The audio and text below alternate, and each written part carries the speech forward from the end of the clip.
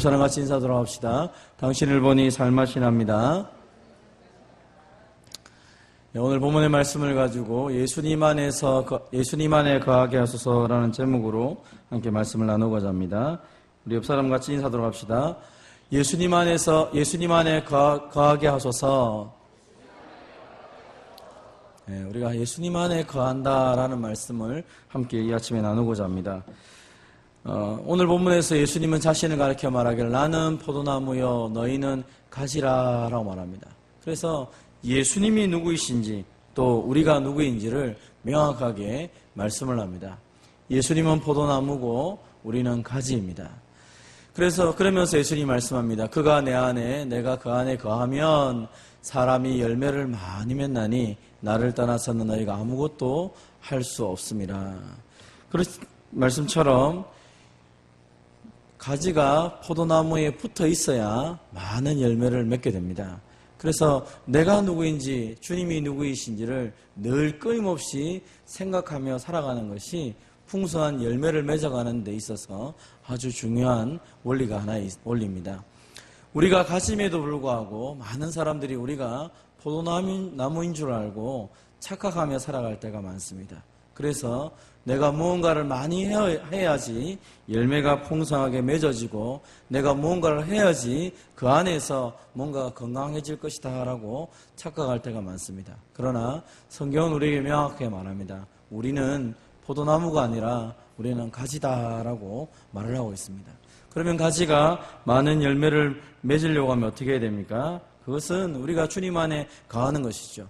너희가 내 안에 거하고 내 말이 너희 안에 거하면 무엇인지 원하는 대로 구하라. 그리하면 이루리라. 주님께서 우리에게 약속의 말씀을 주십니다.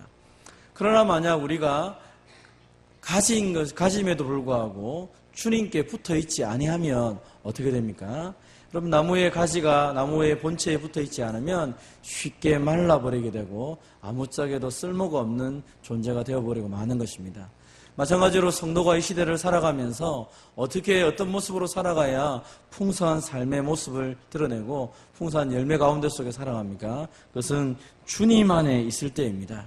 우리가 스스로 열매를 맺는 것이 아닙니다. 우리 스스로 무언가를 대단하게 추구하려고 한들 아무런 일이 있지 않다는 것입니다. 결론적으로 따지자 보면 우리가 예수님께 붙어 있느냐 아니면 예수님께 붙어 있지 않느냐 이 문제가 결국 우리의 삶이 풍성한 삶으로 살아가느냐 살지 못하느냐의 관건인 것입니다. 근본적으로 예수님을 믿지 아니하면 생명 자체가 없기 때문에 우리는 거기에 대해서 소망을 가질 수가 없습니다. 그러나 예수님을 믿는다고 말할 때 예수님이 요한복음 10장 10절에 말씀하신 것처럼 내가 온 것은 양으로 생명을 얻게 하고 더 풍성히 얻게 하려 하심이라고 말씀하십니다. 예수님께 붙어 있으면 풍성한 삶을 누리게 되어 있는 것입니다. 그래서 이제 그리스도인에게 있어 중요한 것은 내가 얼마나 날마다 주님과 함께 있느냐, 얼마나 주님과 함께 건강한 모습으로 그 안에서 붙어 있으면서 주님의 은혜를 누려가느냐에 달려있는 것입니다.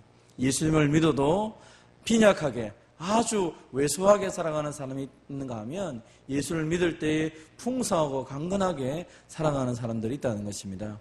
오늘날 많은 사람들은 건강에 대해서 많은 관심을 가집니다. 그래서 아침마다 조깅을 하기도 하고 수영을 하기도 하고 헬스를 하기도 하고 적어도 하루에 1시간씩 운동하는 사람도 많이 계시고 뭔가 많은 것들을 하기 위해서 애를 많이 쓴다는 것입니다. 건강해야 무언가를 하기 때문에 우리나라뿐 아니라 전 세계에서 다이어트 한다고 줄이는 그 다이어트비가 이 땅에 있는 모든 빈곤을 채우기도 남을 만큼 엄청난 돈을 가지고 다이어트를 하고 있습니다. 굶어 죽는 사람들을 먹이지 못하고 살 빼는데 그 많은 돈을 사용하고 있다는 것입니다. 왜 그렇게 생각합니까? 건강해야 된다고 생각하기 때문입니다. 어느 순간부터 우리는 사람들이 건강에 대한 관심을 많이 가지는데 정작 우리의 육체보다 더 중요한 영혼의 건강에 대해서는 별로 생각하지 않고 살아가고 있지는 않습니까? 여러분 건강해야 무언가를 할 수 있습니다. 마찬가지로 우리의 영혼이 건강해야지 성장도 하고 변화도 됩니다. 오늘 많은 사람들이 왜 영적으로 성숙하지 못합니까? 영적으로 건강하지 못하기 때문입니다. 영적으로 변화를 가지려고 소망하는데 왜 변화를 가지지 못합니까? 영적으로 건강하지 못하기 때문입니다. 여러분, 우리가 건강한지 건강하지 않은지는 누구든지 쉽게 분간할 수 있을 것입니다. 사랑하는 성도 여러분, 내가 육체가 건강하지 못하다는 것은 정상적인 일을 제대로 하지 못할 때 우리는 건강치 못하다라고 이야기를 합니다. 건강하다고 말하는 것은 아주 정상적인 일을 잘 감당할 때 건강하다라고 말하는 것입니다. 우리가 영적으로 우리의 매일의 삶이 하나님 보시기에 또 하나님과의 관계 속에서 얼마나 건강한지를 되돌아보는 이 아침이 되기를 바랍니다. 여러분, 그러기 위해서 먼저 해야 될 일이 무엇입니까? 가지치기가 필요한 것이죠. 저는 과일 농사를 하시는 분들하고 얘기를 하면서 한 번씩 놀라운 일을 많이 듣습니다. 얼마 전에도 멜론을 하시는 우리 소집사님하고 얘기를 하면서 그런 얘기를 했습니다. 여기 요즘에 보니까 이렇게 멜론이 너무 잘 되던데 하니까 집사님 하신 말씀이 가지치기를 잘해야 된다고. 그러면서 그 한 나무에 다 잘라버리고 딱 한 개를 놔두시더라고요. 아니, 다른 집에 가니까 여러 개를 이렇게 하던데 왜 한 개만 하십니까? 하니까 한 개가 있어야 제대로 된 멜론이 나오고 그것이 되어야 상품이 된다, 이런 이야기를 들었습니다.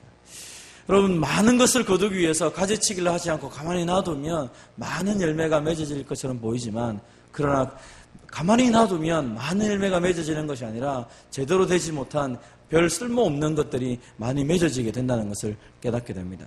제대로 하려면 어떻게 됩니까? 가지치기를 하는 것입니다. 영적인 것도 마찬가지입니다. 우리가 영적인 성숙을 위해서 가지치기를 할 수 있어야 된다는 것이죠. 뭐든지 다 하면 우리의 영혼이 건강해질 수 있습니까? 우리의 모든 것들을 다 할 수 있습니까? 24시간의 시간이 정해져 있고 우리가 할 수 있는 것이 있고 할 수 없는 것이 있다는 것입니다. 특히 영적인 건강을 위해서 내가 버려야 될 것들 과감하게 버릴 수 있는 저와 여러분 되시기를 바랍니다. 나의 영혼의 건강을 위해서 좀 더 제대로 할 것을 위해서 잘라버릴 것은 잘라버려야 된다는 것입니다. 그러면 어떻게 해야 제대로 된 건강한 모습을 갖출 수 있습니까? 주님께 꼭 붙어 있어서 날마다 주님과 교제하며 살아가야 되는 것입니다. 한번 따라해 봅시다. 한 번밖에 없는 인생, 주님께 꼭 붙어서 날마다 교제하며 살아갑시다.